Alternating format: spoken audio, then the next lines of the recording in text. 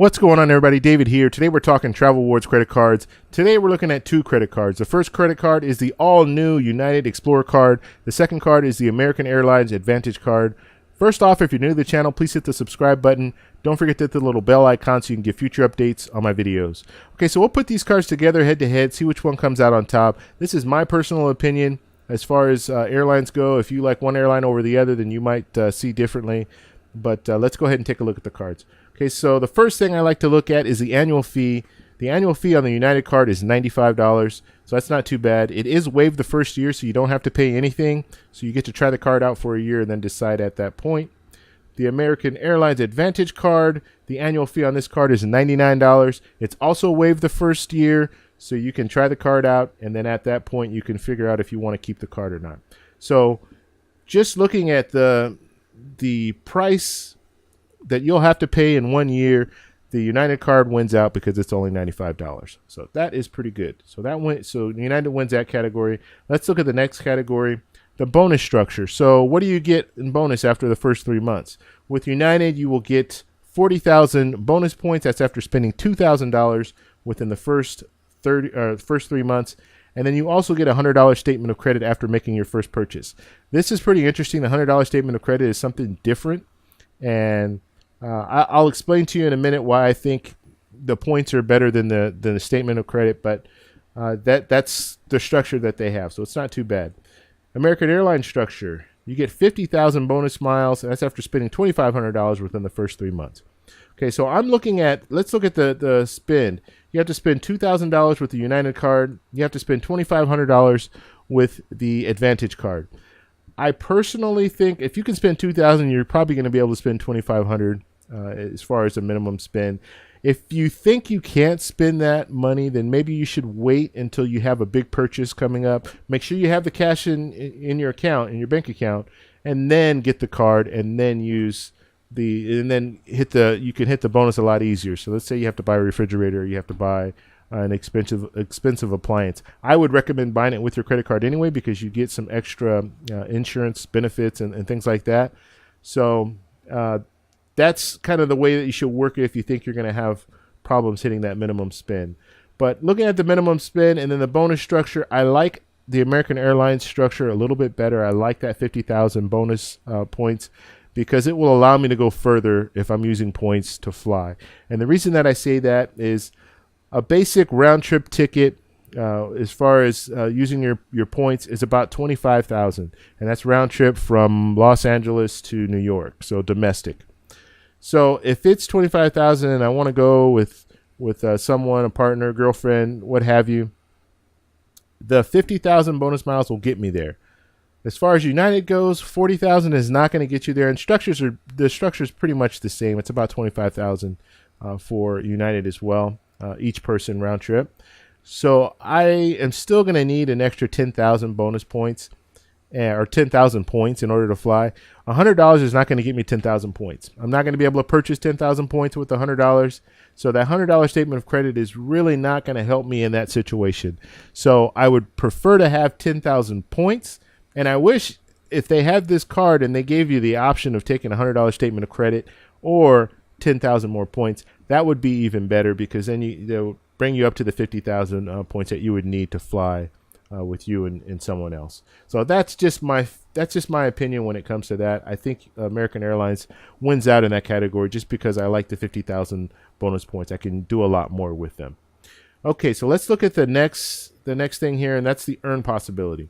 So the earn possibility, this is where it gets pretty interesting because the structure is it's almost identical, and they did it this way purposely, obviously, but you don't really get more value out of either one, but I'll tell you what works for me. So let's look at United first. So United, you get 2 points for every dollar spent at restaurants, so that's pretty standard there. 2 points for every dollar spent at hotel accommodations, so that's nice.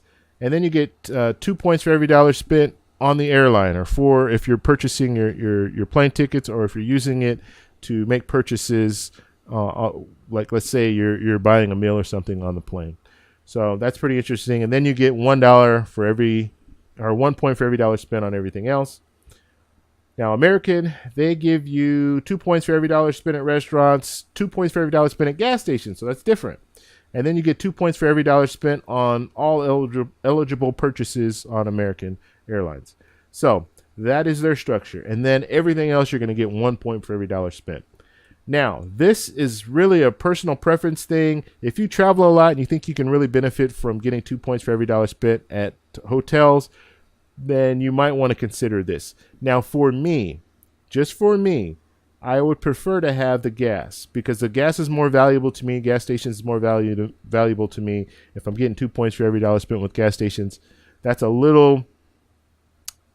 not as common as getting it for hotels. And I can get even more points by using a different card. I can use a hotel card. Let's say I make a commitment and I stay at Hyatt's a lot. So I have a Hyatt credit card. I'm getting more than 2 points for every dollar. So it doesn't really benefit me there. Now, I don't have a gas station credit card or points or anything like that specific to certain gas stations or what have you. So that 2 points for every dollar spent would go further with me when it comes to gas stations. So I would look at the AAdvantage card. That would be, for me, that would be the better buy there, or the better card there. So that it would win out for that category.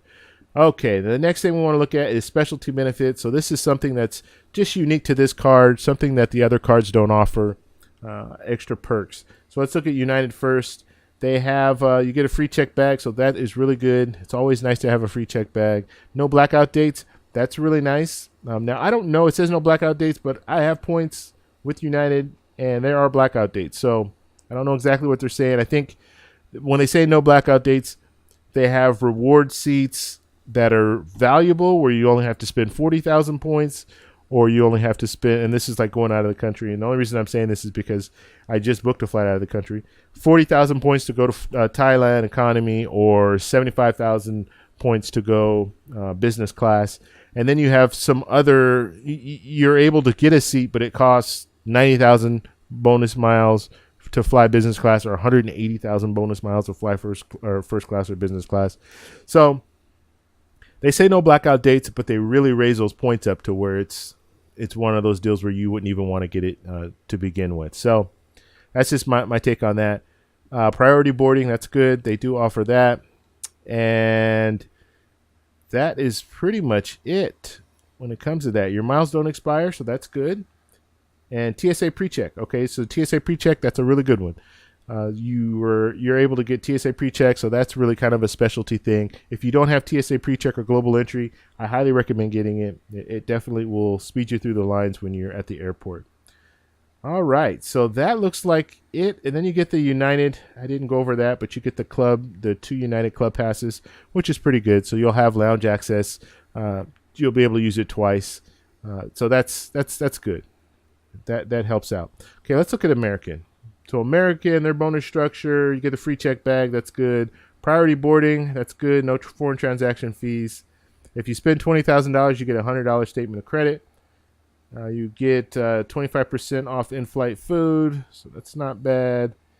And that is it. So American Airlines, they're really weak when it comes to the specialty bonuses or the specialty benefits.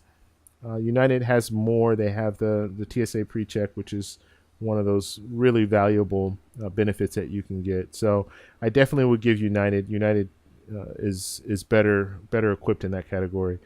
So it wins out in that category. Now, the last thing I want to look at is just the overall design of the credit card. And I'll just tell you right off the bat, I like United's better. This AAdvantage card it's pretty old.